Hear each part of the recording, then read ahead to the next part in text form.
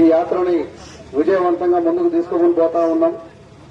ఇదొకటే కాదు, ఈరోజు ప్రభుత్వాలు ఈ చెడు వ్యసనాలు ఎందుకు అలవాటు చేస్తున్నారు, ఎందుకు బానిసలు చేస్తా ఉన్నారంటే, మనం వాటికి బానిసలు కాకుండా ఉంటే మన ఉద్యోగాల గురించి మనం అడగం అని చెప్పేసి, అంటే మన హక్కుల గురించి మనం మాట్లాడకుండా మన పక్కదారి పట్టించి వాళ్ళ ఇలా ప్రభుత్వాలు ఇలా పాలకులు వాళ్ళ పబ్బం గడుపుకుంటా ఉన్నారు. మనం అందరం కూడా వాళ్ళ చెడు వ్యసనాలకు బానిసలు కాకపోతే వారు ఉద్యోగాలు అడుగుతారు అని చెప్పేసి ఇలా ప్రభుత్వాలే ఇలా మద్యపానాన్ని కావచ్చు, డ్రగ్స్ కావచ్చు, ఆన్లైన్ బెట్టింగ్ యాప్స్ కావచ్చు, వీటన్నింటి కూడా ప్రోత్సహిస్తా ఉన్నారు. అందుకని ఈ యాత్ర డిమాండ్ చేస్తా ఉంది. ఇలా కేంద్ర ప్రభుత్వం నరేంద్ర మోడీ ఇలా 4వ, 3వ అధికారంలోకి వచ్చాడు. గత 2 సార్లు అధికారంలోకి వచ్చినప్పుడు కూడా సంవత్సరానికి 2 కోట్ల ఉద్యోగాలు ఇస్తామని చెప్పాడు.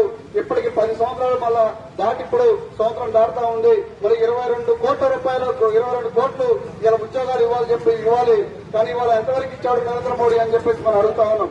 ఇవాళ మోడీ బీజేపీ ప్రభుత్వం వచ్చాక మతం పేరు మీద ఇవాళ మత విద్వేషాలు రెచ్చగొట్టి ఇవాళ వాళ్ళ రాజకీయ పప్పం గడుపుకుంటా ఉన్నారు. అందుకని ఈ మన రాజకీయాలకు వ్యతిరేకంగా ఈ యాత్ర సాగుతా ఉంది. మత సామరస్యాన్ని వర్తిల్లాలని చెప్పి అన్ని మతాలు, అన్ని కులాలు ఒకటే అని చెప్పేసి ఇవాళ ఈ యాత్ర ముందుకు సాగుతా ఉంది.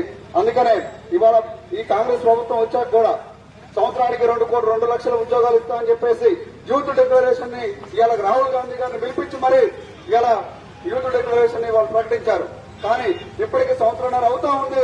ఎక్కడ కూడా ఈరోజు వాళ్ళు గత గవర్నమెంట్ ఇచ్చిన నోటిఫికేషన్లు వాటిని పట్టుకొని కేవలం ఒక 50,000 మేము ఉద్యోగాలు ఇచ్చినాం, 50,000 ఉద్యోగాలు ఇస్తా ఉన్నాం, మేము గతకి టీఆర్ఎస్ కేసీఆర్ ప్రభుత్వం ఈరోజు మేము ఇస్తున్నాం అని చెప్పేసి ఇవాళ కాంగ్రెస్ ప్రభుత్వం చెప్తా ఉంది. కానీ గతంలో ఉన్న కేసీఆర్ గాని ఇప్పుడున్న రేవంత్ రెడ్డి కాంగ్రెస్ గాని ఎవరు ఏ పాలకులు వచ్చినా మన యువతకు సంబంధించి